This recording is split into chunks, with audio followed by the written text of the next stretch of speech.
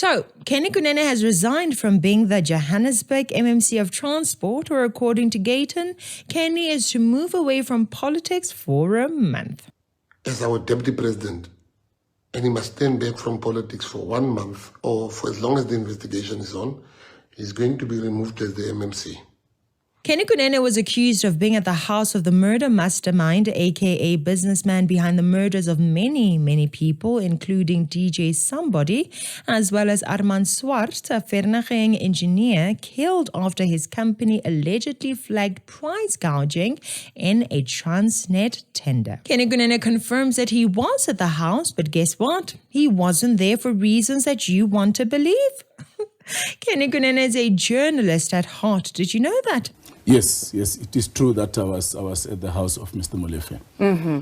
And what was the nature of the visit? Are you guys perhaps close friends?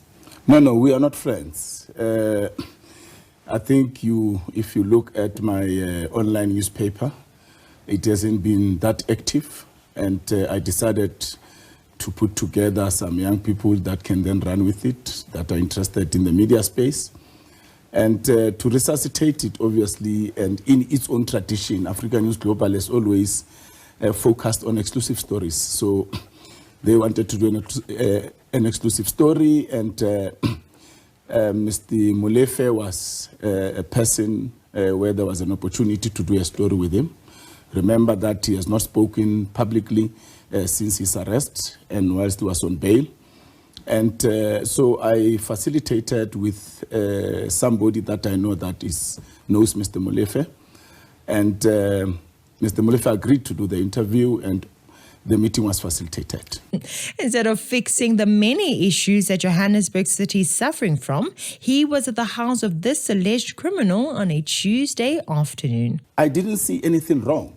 I arrived there at 12:15 after midday, during the day, driving in my personal car. When we were busy paying him to make sure that the mess in Johannesburg is attended to. Instead of doing that work, he is doing journalism. And even though he gets paid to be the MMC for transport in Johannesburg, Kenny Kunene found time to go to the murder-accused KT Molefe to facilitate an interview. Was he the journalist who was going to interview KT Molefe? No, he simply had to be there for what exactly? So you were there essentially as the editor-in-chief of the newspaper, facilitating an interview exclusively? No, not as editor-in-chief. Mm-hmm. I am handing the platform as the owner to these young people because I don't have time for it with the work that I'm doing in the city. That's his story, and he's sticking to it. He's handing over the company to some young journalists, and in order for him to hand over the company, he had to be there when they did an interview with a murder suspect. All of a sudden, Kenny Kunene has a Zuma disease. Focused on exclusive stories. Always clearing the throat. Is that how you can tell when certain men are lying? I wonder. According to Kenny Kunene, he didn't even enter the house. He was in the driveway when the police arrived. We used the address, we got there. We drove in. As we're in the driveway, standing, I don't know if it's the son or one of the boys, came running and saying, the police are kicking the gate. And Mr. Molefe came out and they said, no, open the gate. So just for clarity, you were yet to enter the premises as well. Is that what you're saying? No, we're inside the premises. So you're inside the premises? In the driveway. But according to Gayton, he had just sat down. When they got there, he said they were just sitting. He doesn't know this guy. He knows the other guy that sent him the location pin. He doesn't know the girl's guy, the owner of the house. And they sat down. As they sat down, the cops came through the thing. Since he says he was not the editor-in-chief and he also says he was not the journalist, listen to his excuse as to why he needed to be there instead of the journalist going to do the interview on his own. Mm-hmm. What was told to you as the reason for you being part of the meeting? Because you could have said the journalist nevertheless to do that job, I suppose. That he could have gone alone, or did they need the owner of the newspaper as well to be part of the meeting? I just want clarity again on that one. It's a question of relationships. The matter is very sensitive. The person has not done interviews, but he was fine to do interview with the publication that I own. But as I said, I am now handing it over to these young people that can then run with it on a daily basis. I'm going to give the directorship to one of them or two of them. Then they can run with it. I won't be involved. Okay. So it's a question of relationships where, and I'll make an example. Steve Mutale wanted to interview President Zuma some years back. And President Zuma was comfortable, no problem. But I had to take Steve Mutale there. So it's a question of relationships.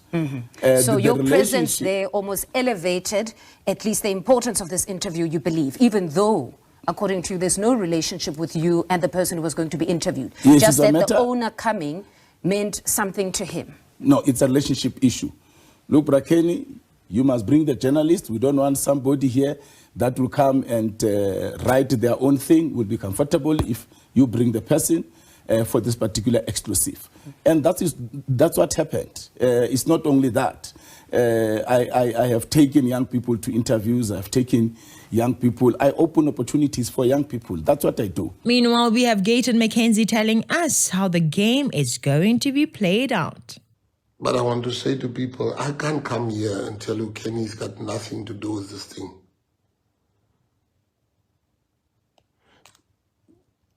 I can't come here and lie and say Kenny's got nothing to do with this thing if I knew the truth. But I'm telling you what the truth is. The truth is that Kenny's got nothing to do with this.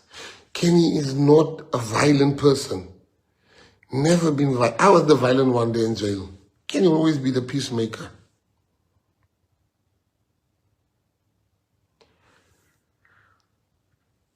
He's so trusting of people.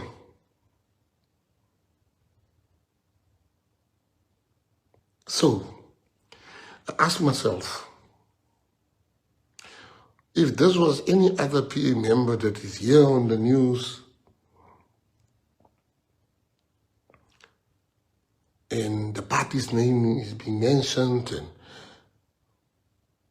now I know Kenny. I know he's innocent. I know he's not guilty of all the things I read on the comment sections of people. But I ask myself as the leader, if this wasn't Kenny, what would I have done?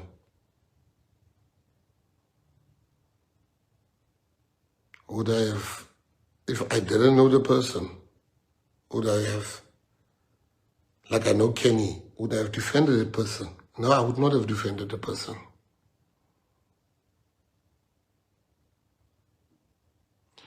So as the leader, I'm going to subject Kenny to the same things I would subject any one of you and myself. These allegations of people must be tested.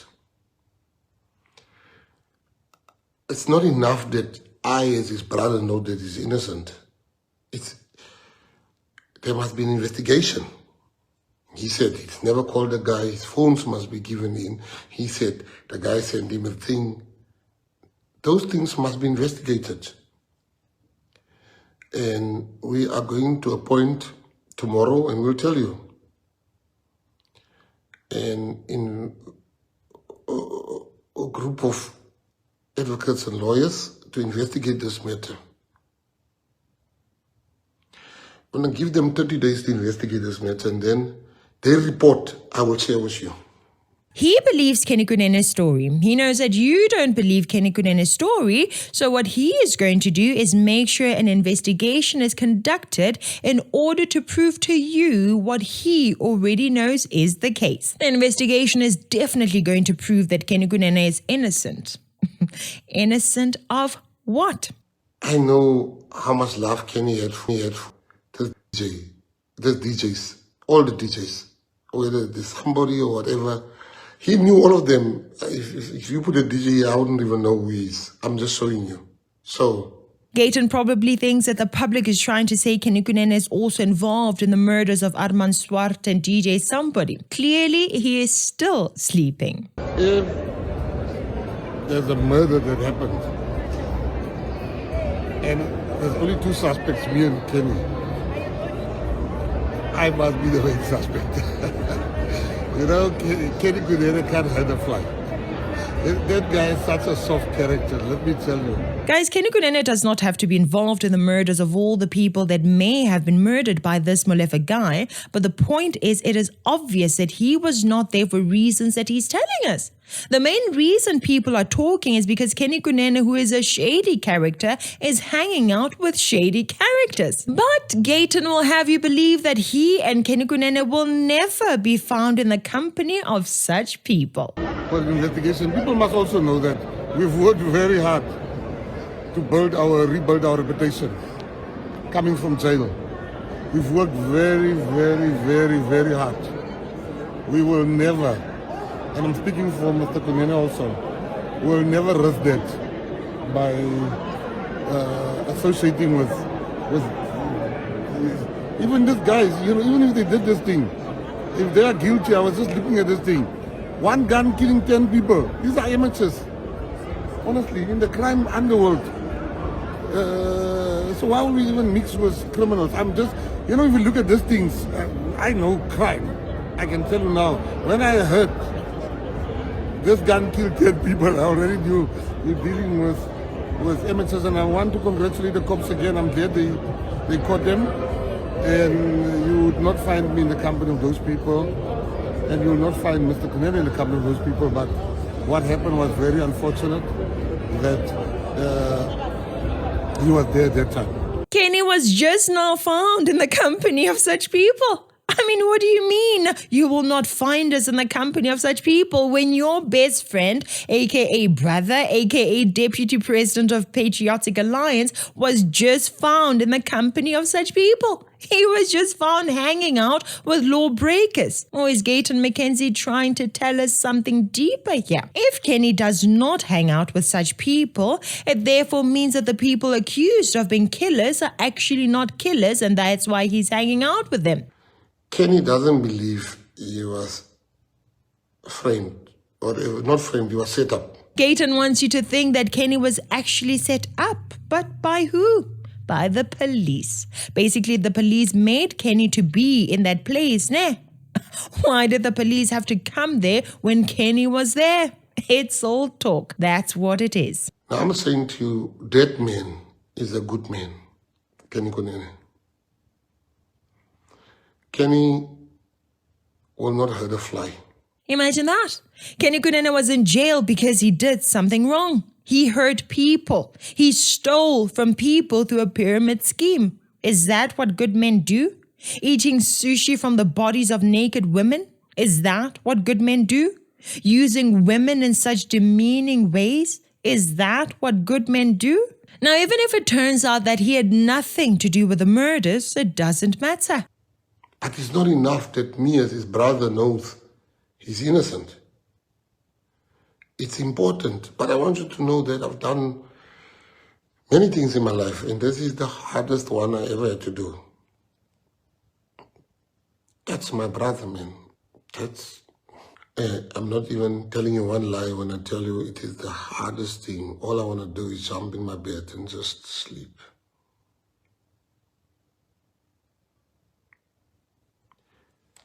It is the hardest thing I ever had to do, and I'm going to do it.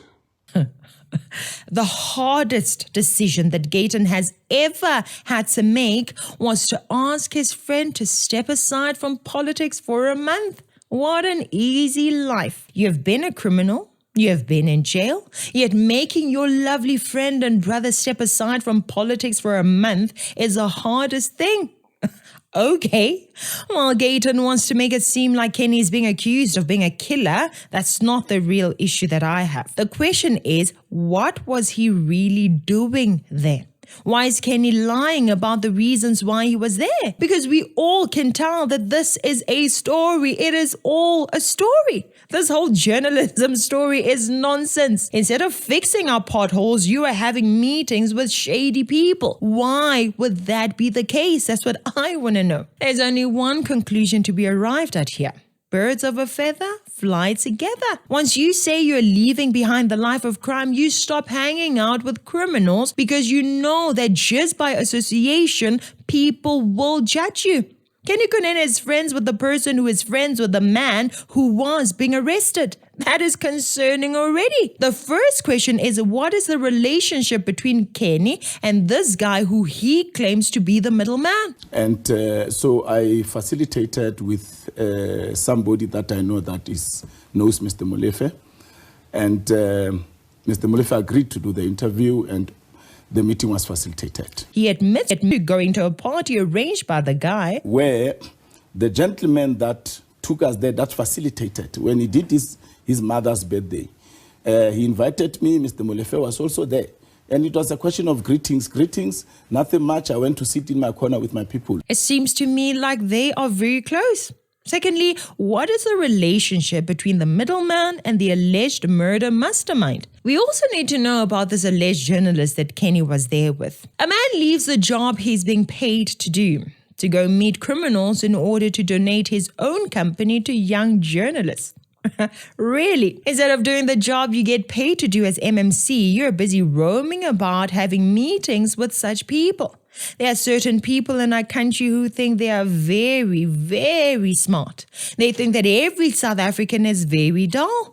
For example, we have people who are politicians in front of the camera only. People who only care and only do their work in front of the cameras only. Those kinds of people are the likes of Gayton McKenzie and Kenny Kunene. When the cameras stop rolling, you will see that there is no real progress on anything that they are elected to be in charge of.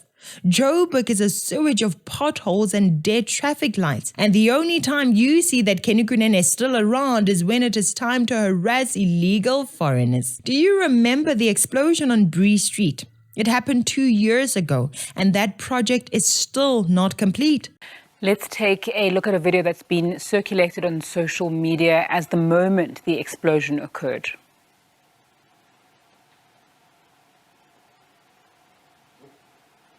All right, visuals there of the moment of that explosion coming from social media and a CCTV camera. You can see the panic, the taxis being moved up and thrown in the air and the road cracking open. 200 million for a tiny piece of road, and Kenny Kunene is on TV wearing bomber jackets bought using our taxes. By the way, those jackets are not cheap. And for some reason, these people who don't need to wear those jackets will wear jackets with 900 or more for what? I really don't get it. But that's the thing. You don't have to get it. The man wears 2 watches at the same time. One watch to the left and another watch to the right. It is all a clown show. Wasting money and doing no work. They simply have to show up on your screens and say, Abahambe, and that's it. You get excited and you vote for them. And as I said, these people do not deserve your vote. Simply because of their dirty past, they do not deserve your vote. After going to jail, what was Kenny Kunene doing when he was free and making it in life? He was eating sushi on the bodies of naked women and bragging about it. A disgusting display of fornication and perversion. And once he was bored of that, he turned to politics and you voted for him and Gayton McKenzie. Who is the fool here? Who is the fool, guys? Let it be known to all South African people and more importantly to the politicians. This kind of language is foolish and very, very disrespectful to this nation of ours. Because the party always comes first. The unity of the party. Politicians and citizens must remember that the people of this country are the ones that come first. The people of this country are the ones that matter. There is no political party in this country that matters more than even one single child of South Africa. Get that through your political heads. We can do without your parties, whether the parties, the ANC, the EFF, the PA or the DA, it does not matter. You are all there to serve us, the people. Therefore, your parties do not matter. And all those issues are not important. It is the ANC that is important. The people are the ones that matter. We, the people, come first. We, the people, are bigger than all your parties combined. Now, what about you, fellow citizens? Are you buying the story from the politician that you chose to fix Johannesburg for you? Let me know what you think of this story in the comments section below. Anyway, that's it for today. Please like, share, and subscribe. Thank you so much for watching. I'm Katlego. This is Citizen Concerned. And until next time, beware of the comrades.